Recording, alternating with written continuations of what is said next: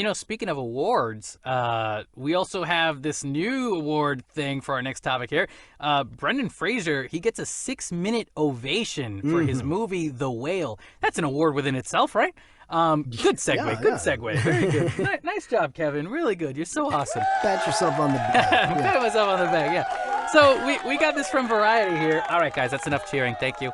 Settle Thank you. Calm down, guys. It's not that cool. But so we got this new article here from Variety telling us that if the Sunday night world premiere of The Whale at the Venice Film Festival is any indication, Brendan Fraser's return to Hollywood will be met with plenty of cheers and even more tears. When the credits rolled on the Darren Aronofsky drama in which Fraser plays a 600-pound gay man confined to a wheelchair, the actor was overcome with emotion. Fraser sobbed throughout the 6-minute standing ovation, which will likely put him in the forefront of this year's Best Actor Oscars race. Yeah. The Whale stars Fraser as a man living with severe obesity who struggles to reconnect with his 17-year-old daughter, played by Stranger Things breakout star Sadie Sink.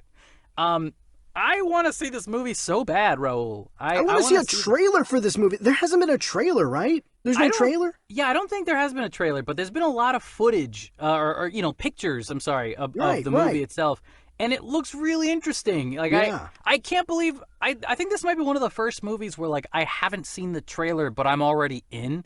Yeah. And I think there's a part of that is probably because of the fact that it's Brendan Fraser, and I'm kind of like, I'm rooting for the guy to succeed, because I've heard we all are. Man, and for any of you who don't know anything about Brendan Fraser, he was a famous actor from the 90s and, had a couple of sad decisions made in his life and, chose a few bad movies, got a divorce, and just everything started going downhill for him. And we really hadn't heard much of him until I think he showed up in that DC show as like the Tin Man. You know what I'm talking about? Doom Patrol. Doom Patrol. Yeah. He was the... He's great in that. His name's definitely not Tin Man, though, is it? I think, what is it, Robot Man? He's Iron Man. I haven't seen Doom Patrol in a while. Well, he plays like this sad, like, iron guy, like this dude covered in iron. He looks like, it almost looks like the Iron Giant from the animated movie, but not really. If you squint your eyes really hard, But no, it's a really, really, really good show. But also rooting for him from that show, and then he was supposed to be Firefly for the Batgirl movie, right? And that got canceled. We saw footage of him playing, his Firefly in that movie as well, and he looked really cool. But now finally, I think this is gonna be his moment where he's finally gonna get more love and attention that he deserves. And also, I think Brendan Fraser is also just like a meme kind of person. I don't know if you ever heard about this, but like. I think there was like an interview, like some fan won a competition or something where he got the chance to go on Skype or Zoom with Brendan Fraser to just talk to him for a few minutes. And the whole time, Brendan Fraser's just playing Super Smash Bros. On his Nintendo Switch. Oh, really? So like the guy's trying to talk to him and he's just like, yeah, that's really cool. Yeah, that's awesome. And it's like, come on, Brendan. Like, I know you're not famous as much anymore, but like, give this guy some love. He loves you back. He's having a comeback, yeah. I will say I'm so happy to see this with Brendan Fraser. He's having a Fraser-sance, right? It seems like, after being kind of out of the spotlight for a while, he had, like you were saying, he had some bad hands dealt to him. And it's been kind of sad. If you look at, we're not going to go into detail about it, but if you look up, all the things that he had been struggling with for a while, it is kind of sad. And so it's nice to see somebody like this who seems like, one of the sweetest actors ever. And everything I've heard about people who've worked with Brendan Fraser have nothing but great things to say about him. It's nice to see...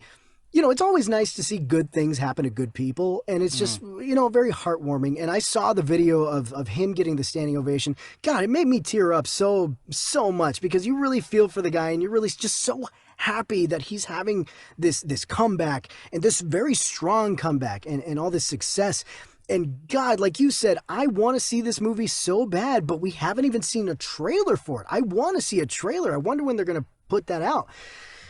I'm just excited. I'm happy for him. I'm happy he's having this moment. And I just hope good things continue to go from there with him. I know he's also been cast in a Martin Scorsese film, right? He's doing a Scorsese film. Wow, good for him. Holy crap. Yeah. It is the Brendan Fraser-sance right now. What the heck? Yeah, he just recently got cast in a Scorsese. Well, listen, I think that if he ends up, if they're they're talking about the whole Oscar nomination thing possibility. If that's the case, then that movie should be coming out very soon. Right. Which means I will be in theaters to watch it because I want to see that movie for sure. We should go together. We should go check it out. Let's do it. Yeah. But when does it come out? And when does that Scorsese? Wait, hold on, really quick. So, Killers of the Flower Moon, I believe, is the. Yep, it's the Martin Scorsese film with Brendan Fraser starring Leonardo DiCaprio, Robert De Niro, Jesse Plemons, John Lithgow. I mean, an all-star cast here, and Brendan Fraser is among one of those. So he's starting to work with with the likes of Scorsese and DiCaprio and De Niro, and so yeah, man, he's definitely having an upswing right now as far as his comeback and his career is concerned. So, all right, nerdy question for you, Raul. Yes. 50% over under. What are the chances that you're going to see Brendan Fraser in the Marvel Cinematic Universe?